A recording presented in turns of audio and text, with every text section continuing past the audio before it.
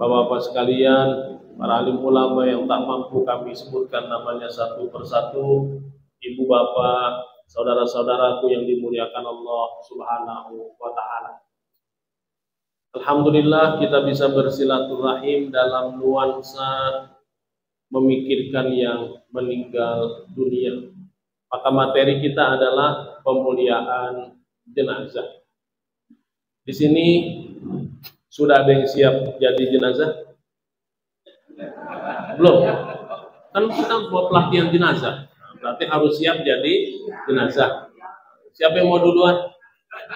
Oh, ada yang mau duluan. Ini ilmu sebelum kita pelajari, ilmu ketika pulang jangan langsung praktek. Ya Pak, jangan langsung dipraktekkan. Kalau kita belajar sholat, harus praktek langsung. Belajar wudhu, praktek langsung. Tapi belajar ilmu pemuliaan jenazah, jangan langsung praktek. Bentar doa, siapa ya tetangga yang meninggal duluan gitu. Mau dimandiin gitu. Ibu apa yang dimuliakan Allah Subhanahu wa Ta'ala, kami dari MPJI, Majelis Pemulia Jenazah Indonesia. Alhamdulillah, nama saya Syarif Radin, tinggal di Bintaro Jaya Sektor 9, pengasuh Pondok Pesantren Yatimku 600. Yang kedua, pendiri Pondok Pesantren Tahfidz Sulaimaniyah Turki yang berdomisili di Bintaro. Alhamdulillah pagi hari ini bisa bersilaturahim di Masjid Al-Anwar. Semoga kebersamaan kita pagi hari ini membawa keberkahan dari Allah Subhanahu wa Ta'ala. Ini resmi syahadahnya. Jadi ketika mengisi di instansi pemerintahan kami harus bawa ini peraturan pemerintah standarisasi HI. Majelis Pemulia Jenazah Indonesia. YEL-nya adalah satu keluarga, satu pemulia. Kenapa keluarga? Karena potensi besar yang menghadapi keluarga ketika sakaratul maut.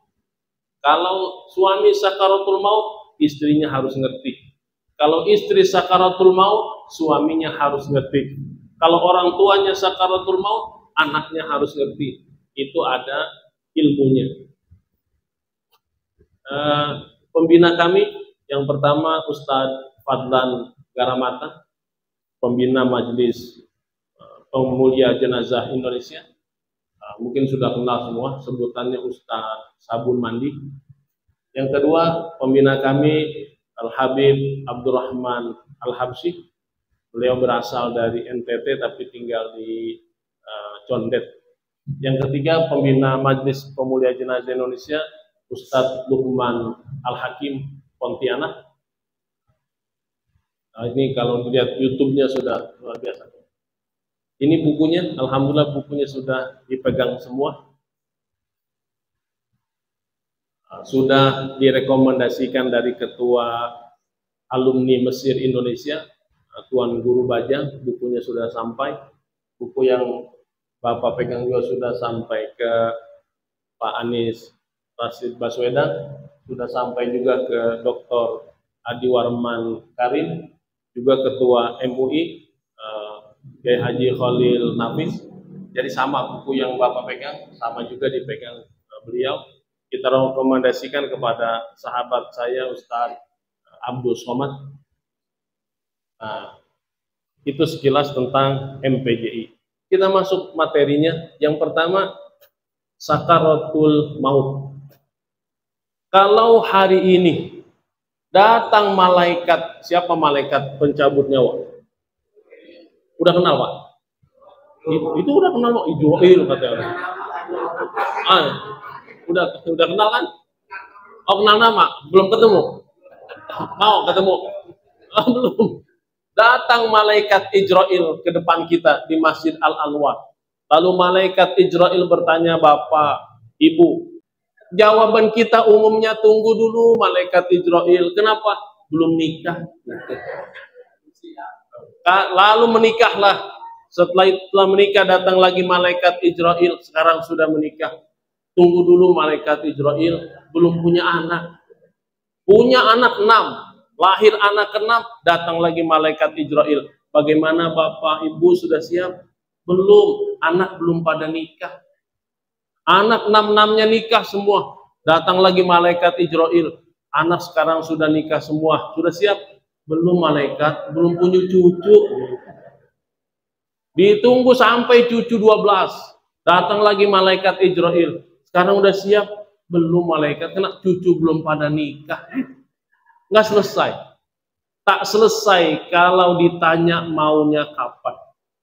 Karena kita begitu teramat cinta dunia, seolah-olah kita ingin hidup selama-lamanya di dunia. Padahal kita sudah sama-sama tahu bahwa ada yang lahir, ada yang meninggal. Ada kehidupan, ada kematian. Oleh karena itu dirahasiakan oleh Allah Subhanahu wa taala agar apa? Semua kita bersiap-siap. Lalu pertanyaan malaikat Israel dirubah.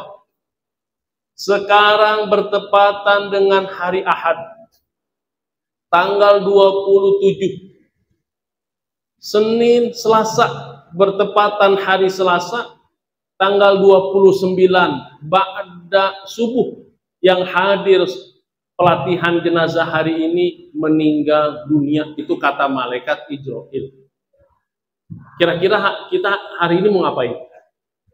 Udah tahu nih hari Selasa meninggal. Kira-kira dari sekarang mau ngapain? Ngapain Ustaz? Istighfar terus istighfar. Bapak pulang ke rumah, astagfirullah. Ditanya sama tetangga di jalan, kenapa Pak istighfar terus? Selasa malaikat mau datang, astagfirullah. Sampai di rumah, kata ibu, Pak, makan. Astagfirullahaladzim. Udah gak enak makan. Udah makan gak ketelan katanya. Hari Selasa malaikat mau datang. Tapi Masya Allah, tabarakallahnya, itu dirahasiakan. Tak ada yang dikasih tahu. Nikmati saja. Nikmati saja hidup ini. Jangan memikirkan malaikat maut itu datang. Karena ia pasti datang. Mau bersembunyi di mana? Tak bisa kita bersembunyi. Mau berada di mana? Dimanapun kita berada, malaikat maut pasti datang. Yang menjadi masalah kita bukan matinya. Yang menjadi masalah buat kita adalah apakah ketika kita meninggalkan dunia husnul khotimah atau su'ul khotimah. Kira-kira saudaraku sekalian sudah ada yang berdoa nggak? Matinya modelnya kayak apa? Boleh berdoa, ya Allah, matikan saya ketika dalam posisi sujud. Umpamanya di sini siapa yang biasa mau jadi muazin? Ada muazin Masjid Al-Anwar. Allahu Akbar. Allah. Terhentilah napas, nyawa ditarik malaikat Israel. Ketika azan meninggal dunia, jatuh dia. Yang lain, kok azan nggak lanjut-lanjut ya? Ternyata dia meninggal dunia. Cakep nggak kalau lagi azan meninggal dunia? Siap yang biasa azan di sini meninggal dunia lagi azan? Belum juga kayaknya. Katanya cakep, tapi nggak mau. Atau ketika kita menjadi imam sholat maghrib. Siratal ladzina an'amta alaihim. Terjatuh imamnya. Cakep nggak kalau jadi imam meninggal dunia? Mau Pak Ji? Itu masih enggak juga Pak Ji. Itu sudah dicakap-cakapin. Kan matinya. Tapi jangan lupa direkam. Kalau ada imam kita rasa-rasanya jadi imam mau meninggal dunia, di depannya taruh kamera. Nanti buat di bawahnya Imam Masjid Al-Anwar meninggal dunia ketika baca surat Al-Fatihah. Share kemana-mana gitu. Kan cakep doanya. Semoga husnul khotimah. Jadi dari sekarang pikirkan mau meninggal model apa. Ada yang berdoa, Pak Ustadz, saya ingin meninggal ketika tawaf. Cakep ketika posisi tawaf. Ada yang meninggal ketika membaca ayat suci Al-Quran. Bagus. Ada yang meninggal hadir di majlis taklim. Ada nggak ketika orang hadir di majlis taklim meninggal? Kira-kira di sini ada nggak? Nggak ada. Kalau di sini nggak ada ya? Belum. Oh, belum. Kalau belum berarti ntar ada nih. Repot terus. Coba. Sekarang mindset kita bukan sekedar hidup nikmat. Pikirkan mati nikmat. Nah, itu yang mindset kita harus dirubah, mati dalam keadaan nikmat. Apa doa yang kita mohonkan? Ya Allah, panjangkan usia saya. Tapi kalau ditantang sama malaikat Ijroil, mau sampai panjang berapa tahun usianya? Mau yang sampai 200 tahun? Mau Bu, Ibu dikasih usia 200 tahun. Gak mau, maunya berapa tahun? Tuh, bingung juga. Pokoknya urusan ini semuanya bingung. Usia 100 tahun. Kira-kira bapak-bapak, saudaraku yang dimuliakan Allah, 100 tahun lah dikasih usia. Mau nggak? Nah, itu jawaban. Yang penting sehat. Dikasih usia 100 tahun sehat, 90 tahun sehat, 80 tahun sehat. Karena sekarang usia 70 tahun saja, itu nikmatnya sudah mulai berkurang. Kaki sudah berat untuk dilangkahkan. Badan sudah berat untuk dibawa jalan-jalan. Ada maaf-maaf cakap yang hidupnya cuma di atas tempat tidur. Ibu bapak kalau punya orang tua, ngerawat orang tua yang adanya di atas tempat tidur, apa doanya? Saya ulang. Ibu bapak, kalau ngerawat orang tua nih, orang tua kita sudah 90 tahun. 5 tahun hidupnya di atas tempat tidur. Kira-kira apa doa kita? Apa Pak? Biasanya ikhlas. Oh, ikhlas. Ikhlas untuk diambil. Oh, ikhlas. Ya Allah, ikhlas gitu ya. Udah ridho. Oh, jujur banget.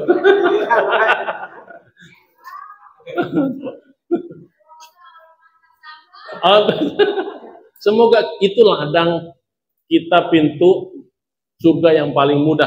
Ketika usia orang tua kita dalam keadaan sepuh, Allah mengizinkan kita merawat beliau, itu pintu surga yang paling mujarab. Maka kita berdoa, kita yang hadir semua di sini, Allah matikan kita dalam keadaan husnul khotimah, mati dalam keadaan baik.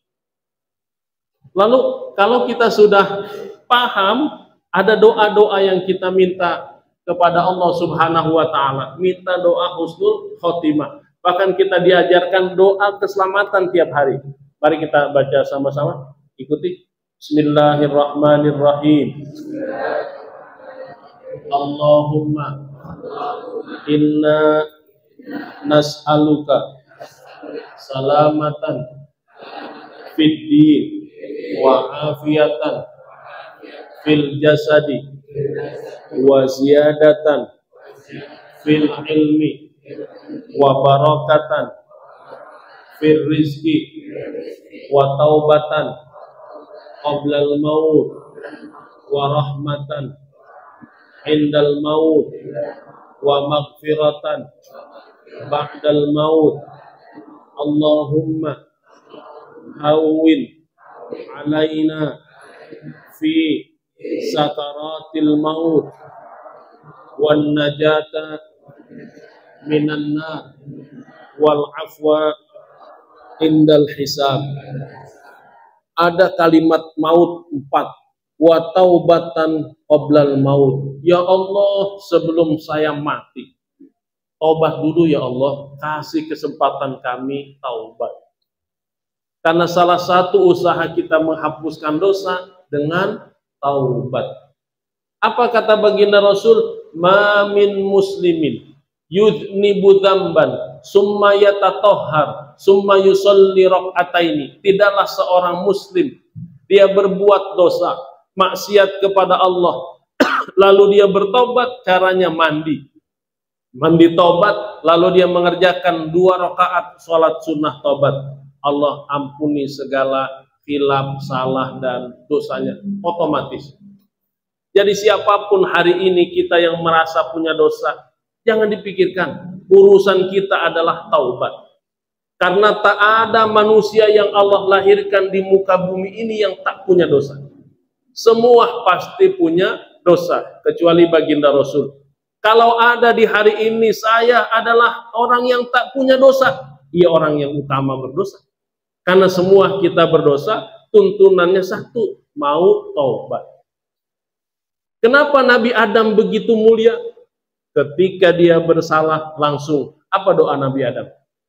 Rabbana zalamna anfusana wa illam taghfir lana wa tarhamna lanakunanna minal khasirin. Ya Tuhan kami berbuat zalim kepada diri kami. Kalau Engkau tak ampuni kami ya Allah, kami termasuk orang yang merugi. Jadi kunci salah itu taubat. Salah lagi Pak Ustadz, ya taubat lagi. Besok salah, taubat lagi. Ketika masih Allah berikan umur panjang, berarti masih diberi kesempatan taubat. Jangan seperti iblis, diberi umur panjang sampai hari berbangkit, tak ada kata taubat. Maka salah satu ungkapan yang masyhur adalah min asbabina nadkhulul jannah bidunubina. Salah satu sebab kita masuk surga karena dosa kita. Lalu ada yang bertanya, kok karena dosa? Iya, bitaubatikum, karena kalian mau taubat. Selesai. Bisa dibuka di hadis Arba'in, hadis nomor 42. Segala dosa Allah ampuni ketika kita mau taubat. Maka sebelum mati taubat.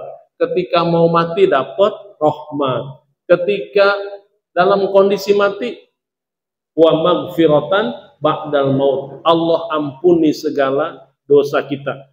Lalu yang terakhir, Allahumma hawwin alaina fi sakaratil maut. Ya Allah, ketika dalam sakaratul maut ringankan.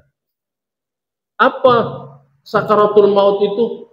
Ini sakitnya. Dalam hadis riwayat Imam Ahmad, bahwa ringan-ringannya sakit sakaratul maut seperti duri kawat dimasukkan ke mulut, lalu diputar-putar dan ditarik sekeras-kerasnya, apa yang ada di dalam perut ikut semua. Itu ringannya sakaratul maut.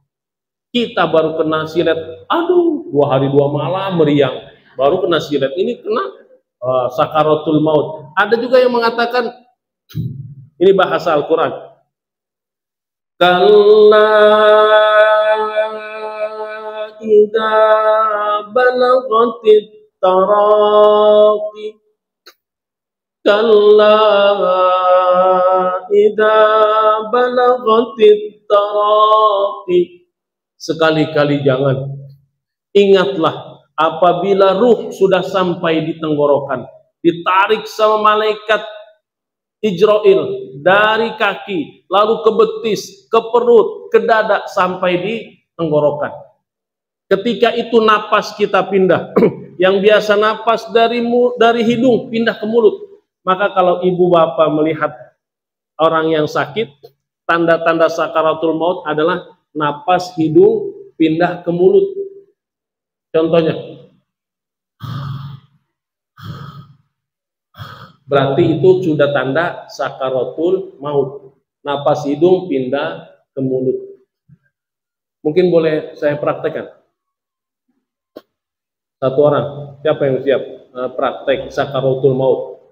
Semoga malaikat Ijrail nggak kelihatan. Jadi Pak Haji, Pak Haji tuh siap, udah ada mau jadi jenazah siap. Ambil kondisinya. Sama posisinya dalam keadaan tertidur. Ini kita anggap ayah kita, ibu anggap suaminya dalam kondisi sakaratul maut. Apa yang harus dilakukan keluarganya? Ini ilmu yang pertama. Adab dalam sakaratul maut. Yang pertama, yang dalam kondisi sakaratul maut tetap berbaik sangka kepada Allah. Jangan ada ya Allah mati. Mana baru nikah, anak belum punya, ntar bini bagaimana? Bukan urusan kita. Ya Allah, sudah sakaratul maut, anak belum pada sekolah semua, bukan urusan kita. Di otak kita, mindsetnya, yuhsinu dzanni billah. Kondisi kita dalam keadaan sakaratul maut, baik sangka kepada Allah. Itu adab kita orang-orang beriman agar matinya kita husnul khotimah. Lalu datang anaknya. Kondisi Pak Haji dalam kondisi sakaratul maut. Mudah-mudahan bisa memberikan informasi yang bermanfaat untuk semuanya. Terima kasih telah menonton video ini sampai selesai. Mohon di like, subscribe, dan share.